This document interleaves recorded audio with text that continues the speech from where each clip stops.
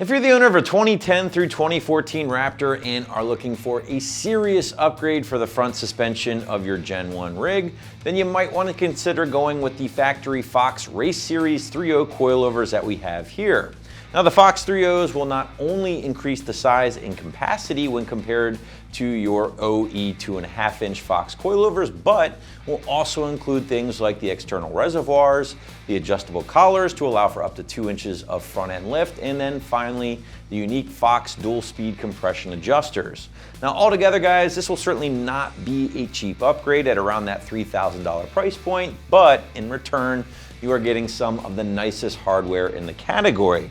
Installation here is going to get a strong 2 out of 3 wrenches on the difficulty meter, take you a few hours from start to finish, but just keep in mind they are a direct factory swap for your truck. You just have to mount the resis here, which really isn't all that bad. However, if you hang with me for a little bit, my buddy Andrew will show you how it's done later in the video. All right, calling all Gen 1 owners out there who want to run through those high-speed whoops a little bit faster, maybe land a bit softer next time you jump your Gen 1.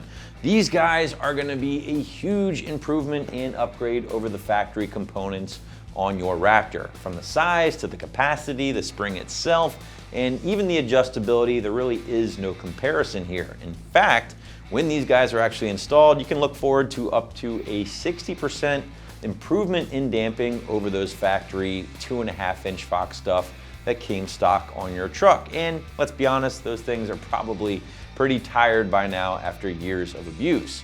Well, let's talk a little bit more about some of the finer details here with the internal bypass Race Series 3.0s on the table.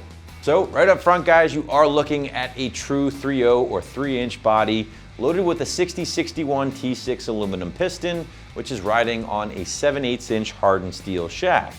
Now moving through that high flow piston will be the JM92 racing oil or fluid, which is less susceptible to heat and also cavitation, especially when working with the large 2.5-inch external reservoirs here. Now the shock body has been zinc plated for good looks over the years, while the uppers and the lowers here have been done in an anodized black finish, which altogether do make for a very attractive looking package once installed. But obviously you're not buying something like this for the look, so what can you expect from a functionality standpoint? Well, right off the bat guys, far greater control off-road, again through the high-speed stuff, but also the low-speed terrain as well, thanks to the DSC adjustment and the increase in capacity and upgraded components. Now, speaking of components, one big area I'm pumped about with the 3.0s here is the iBox spring that does come included with this package, which by the way, Fox worked closely with iBox on developing a spring unique to the Gen 1 truck and for this specific application. Now that spring and its preload can be adjusted by the way, thanks to the inclusion of the adjustable collars here on the body, which also allow for your height adjustment as well, up to 2 inches over the factory ride height. Now that 2-inch mark has been measured over the stock ride height on the Gen 1 trucks, not factoring in any perch mods or anything like that. Now these things do come preset right out of the box to essentially level the truck out, but that's something you guys can play with on your own to get just right. But aside from all the stuff we just talked about, maybe the coolest feature with the Fox Factory Race 3.0s will be the addition of that DSC or dual speed compression adjustment. Not only is this just a badass inclusion, but the fact that Fox made it super easy to adjust while on the truck is just icing on the cake, right? Now the knobs found on the very top of your burly 2.5-inch resis here will allow for 10 high-speed levels and 12 low-speed levels to be adjusted independent of one another, again, to land on your optimum settings depending on your terrain. Now that low-speed knob here will be key in dialing in things like your ride quality, handling, bottoming control, while the high-speed knob is essentially as the name implies, right? High-speed adjustment for whoops, higher speed terrain, things like that. Now there are some suggested settings online, but I also recommend checking out some forums to see what other Gen 1 trucks are doing. Things like FordRaptorForum.com, that's my favorite. Great resource, by the way, to find out what other Raptor owners are doing, but again, that is totally up to you guys. Now before we show you guys how to get these things installed, I do want to run some small but important details by you, including the length of the 3.0s here compared to your stock Fox fronts. Extended length, by the way, of the new 3.0s will be about just over a ½ inch longer than the stockers, while the total travel will be just under a ½ inch improvement compared to the OE Fox coilovers. All right, with that out of the way, now we want to show you just how these things get installed. And again, to do so, here is my buddy Andrew to show you the ropes, along with giving you a quick tool breakdown. All right, tools used for this install: hammer, dead blow, breaker bar, pry bar, torque wrench, 30mm socket, 27mm socket, 21mm socket, 18mm socket, a 16mm socket, 10mm socket, 8mm socket, socket wrench, 21mm ratcheting wrench, 16mm ratcheting wrench, 15mm ratcheting wrench, 14mm ratcheting wrench, 11mm ratcheting wrench, 10mm ratcheting wrench, lug socket. Optional are these impacts, but highly recommended. Magnet, flathead screwdriver, and push pin removal tool. All right, first step is to remove the wheel and tire.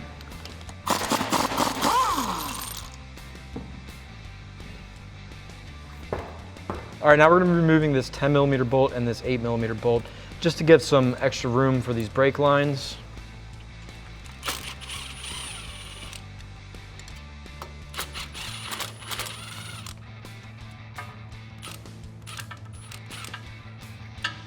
All right, now with our push pin removal tool, just get behind it and pry up. I'm gonna do this one too. All right, that should give us the room that we need. I'm gonna do this one too, just in case.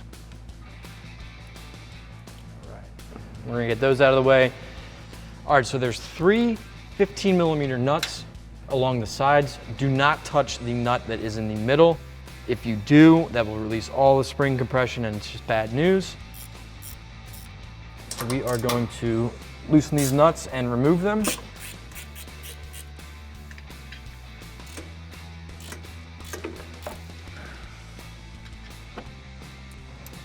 All right, now to get to this last bolt, you may have to remove this push pin.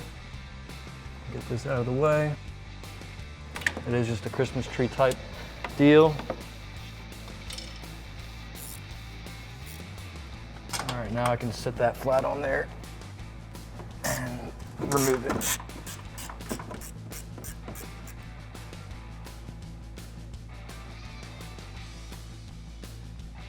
All right, you will not need to reuse your nuts. You will be supplied with new hardware from Fox. All right, now I'm gonna take this 10mm bolt out of this brake line bracket to have easier access to this sway bar end link. I'm gonna be removing that, also with the top knuckle and the steering knuckle. Pop that out of the way, just give yourself a little extra room. You can bend this a little bit, and then we're gonna go after this next. All right, now with an 18mm socket, I'm going to loosen and remove this nut.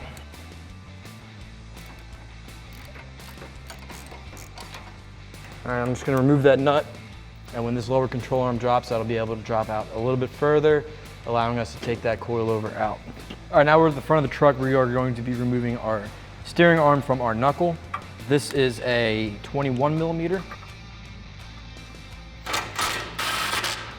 All right, now being careful and using some eye protection, we are going to hit the knuckle here and try to bust free this link. There it goes right there. Now we can take this nut off the rest of the way and remove that. All right, now I did have to put a little bit of heat on this just to get it to get past the nylock nut. I'm using a 10mm on the bottom and a ratcheting 21mm wrench on the top.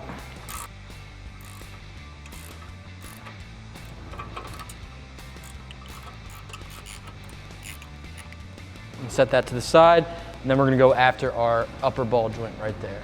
Same 21mm. All right, now I have a 21mm on the end of my impact. I am going to loosen this up but not remove it all the way.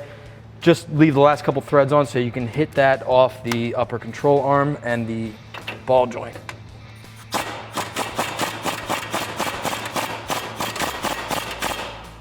All right, now I'm gonna take a hammer and hit right here. And it's gonna pop just like that. All right, so like what we did with the other nut, we are going to heat this up just a little bit, just to get things moving. You may not need to do this. Our truck has a little bit of miles on it, and we are here in the Northeast, so we do get a little bit of rust.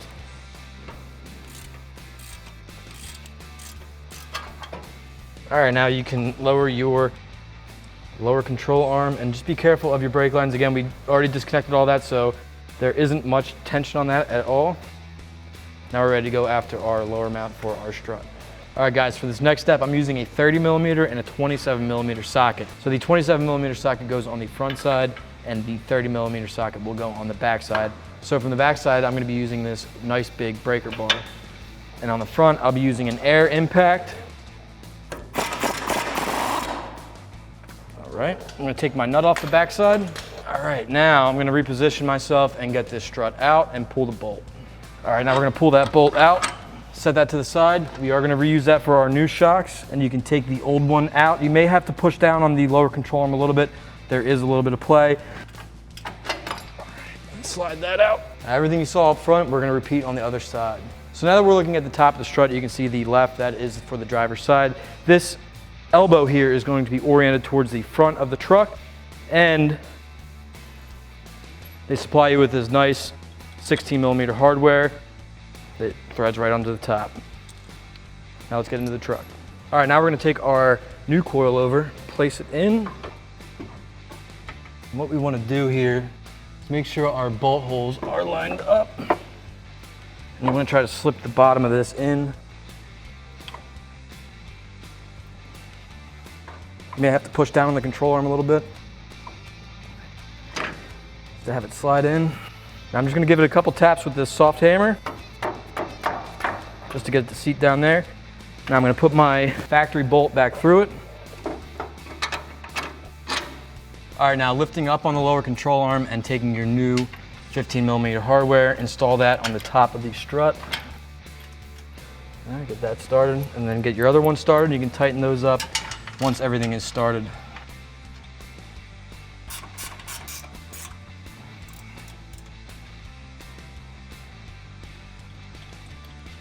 Now that everything's hand tight, you can tighten up the nuts on the top of your new strut and the bolt on the bottom of your new strut.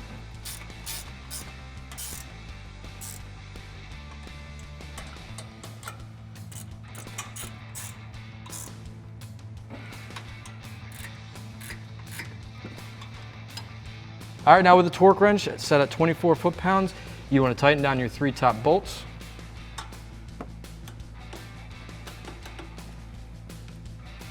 Again, this is only 24 foot-pounds, so don't go crazy.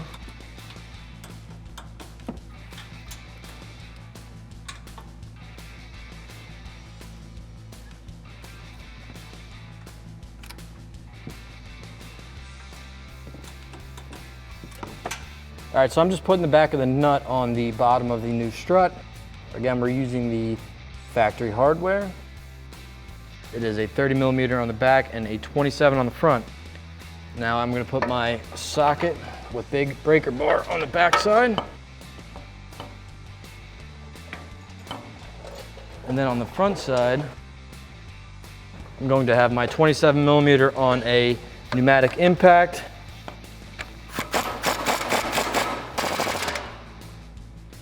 And this bottom bolt and nut will be torqued to 406 foot-pounds. All right, so Fox Shocks did supply you with a nice bracket for your reservoir to mount it up against the frame rail here.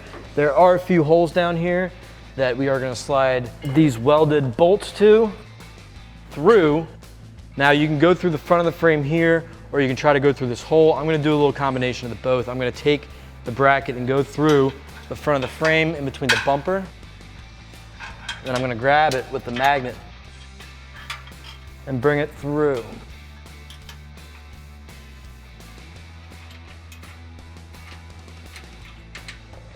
All right, now that we have that through the frame, we are going to bolt our bracket to it. It'll just slide right through.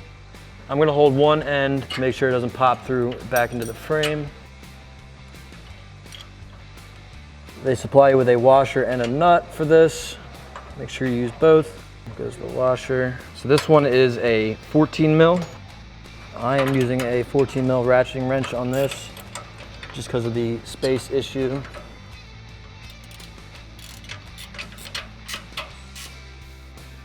All right. Now we can start our other one. All right, now I'm going after the other side, which is, again, a washer and a nut. It is a little bit smaller, so you're gonna have to use a different wrench. All right, now I'm tightening up the other nut.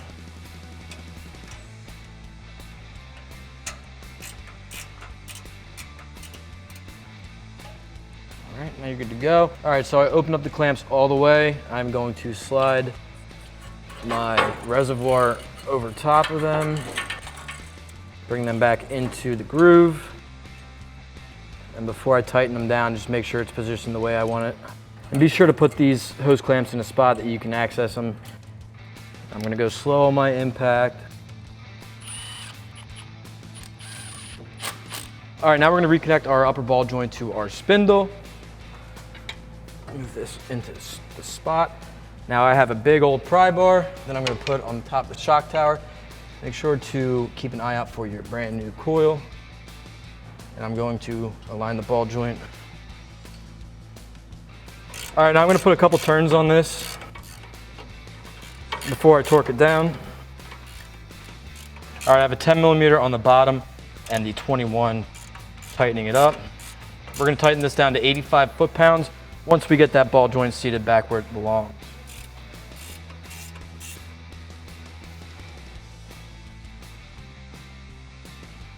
Now we're gonna move on to our steering and our knuckle down here. Slip it into its spot. Get your 21 millimeter hardware and tighten that up to 85 foot-pounds as well. All right, now we're gonna put our 21 millimeter nut back on.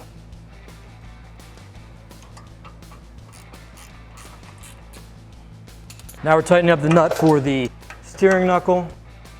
This is going to be torqued down to 85 foot-pounds. All right, now we are going to torque this down to 85 foot-pounds, as well as down here.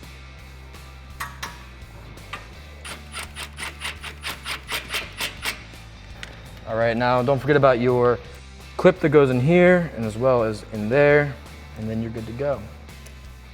All right, that's gonna wrap it up for my install of the Fox 3.0 Factory Racing Series front coilovers with reservoir. And for all things F-150, keep it here at AmericanTrucks.com.